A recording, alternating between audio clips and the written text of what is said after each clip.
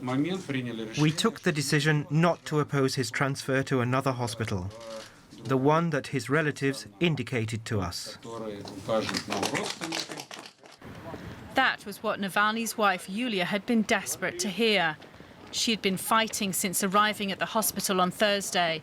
First to get her husband's own doctor to see him, then to get the German medics in. We believe that the doctors are deliberately delaying so that the chemical substance in my husband Alexei's metabolism has time to disappear. That's why they won't let him leave the hospital.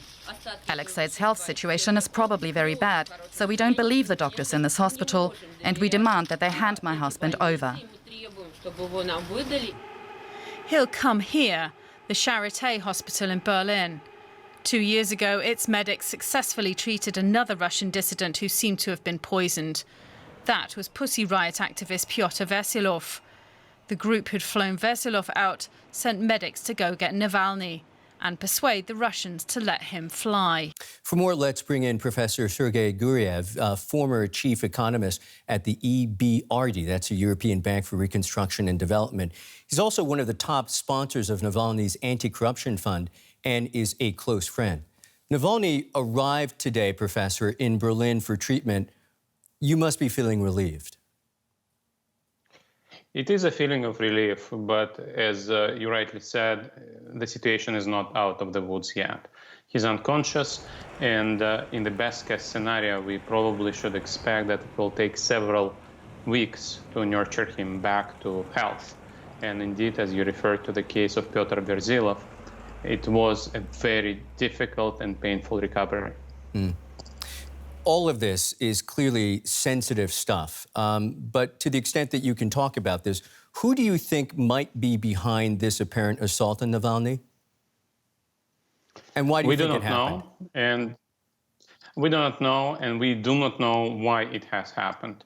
Still, I would say it is very important to remember it's not the first attack on Navalny using chemical agents. He was attacked in 2017. The video cameras actually identified the man who executed the attack. This man was not investigated, interrogated, or prosecuted. The second time he was attacked last summer when he was detained in a Moscow prison, and the attack was actually administered within the prison cell. So it was also very easy to investigate. It was not investigated as well, which kind of tells you how the Kremlin treats people who attack Navalny. And even if it's not ordered from the very top, of course, it's the very top of Russian government, Russian authorities that is responsible for attacking Navalny this time. One thing which I would like to remind you, you mentioned regional elections. There will be regional elections coming up in 3 weeks from now. Navalny has developed a highly effective strategy for opposing the ruling party in those elections. It happened last year. The last year was extremely important breakthrough in various regional elections, including in Moscow. That's why Navalny spent so much time in jail last year. And apparently government was very nervous regarding the election that is coming up. Navalny still is a very effective communicator. His YouTube channel, his weekly YouTube show is watched by millions of people. And of course, government didn't want him to be on air in the coming weeks until this election. Professor, what can you tell us about his current condition? What have you learned? I don't know anything except for what is being reported, and this is what you just covered in your piece. And we just know that he's unconscious, and we don't know what exactly caused his coma. You mentioned just before that there were 2 attempts on his life that were never investigated. Is it your belief, given the international attention to this particular story and others like it, that that is going to change? I don't expect, in this particular situation, I don't expect that as long as this regime is in power in Russia, this crime will be investigated. I have no doubt that this poisoning was administered using special forces, using special chemical agents not dissimilar to those that you've mentioned in the case of Pyotr Verzilov or other Russian dissidents, including Vladimir Karamurza, who was actually poisoned twice. And of course, the attack in Salisbury, where one British woman died. In Russia, it is still denied that Russia was behind the Salisbury poisoning.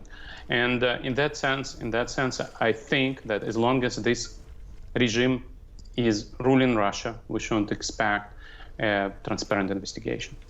You yourself do not live in Russia. Do you believe Navalny will return after this latest incident?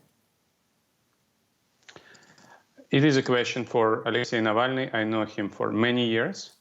Alexei Navalny, that I know, is a brave and courageous man, and he believes that he will come back. And I cannot decide for him. It's for him and his family to make this decision. But everything I know about Alexei, the fact that he's been attacked before and still continued his very important work, I would think that he will actually come back. He will not stop his fight. Professor Sergei Guriev in France, thank you so much for your insights. Thank you very much. DW's Julia Saudali has been reporting on the arrival of Alexei Navalny at the Charité hospital in Berlin. There she caught up with Jakob Bazil, founder of the Cinema for Peace Foundation, which paid for the airlift. She asked him about Navalny's current health conditions. Well, we were very happy that he finally arrived in Berlin, that we could fly him out. The good news is that he's stable, so the whole travel did not affect him. But this doesn't mean that, obviously we are kind of like very happy, everybody's happy, but there's no reason to celebrate because he's still in a very critical condition. So the real work starts now with the doctors at the Charité. Did the German government have any role in assisting or helping with the operation to bring him to Berlin? Well, we're very happy to hear 2 days ago that Angela Merkel, together with the French president, made a statement that it should be found out what happened and that if he needs medical assistance, he's welcome in Germany and France, and other countries offered too. So I think this was very helpful. And obviously, we kept the authorities informed about our activities, but these activities were private. And what does the family feel and think at the moment, and what do they expect going forward with his taking care of at the hospital? Well, I think they're relieved that the Siberian Odyssey has ended. They're relieved to be in a first-class hospital, to have a good treatment. And obviously now it will be the question what the doctors can do and have to do. Apparently this is not a thing for a few days. This will be probably a long procedure, and it's a long way to go. As we've heard from the doctors, if there would have not been this emergency landing in Omsk, if they would have tried to fly on to Moscow, he would have died.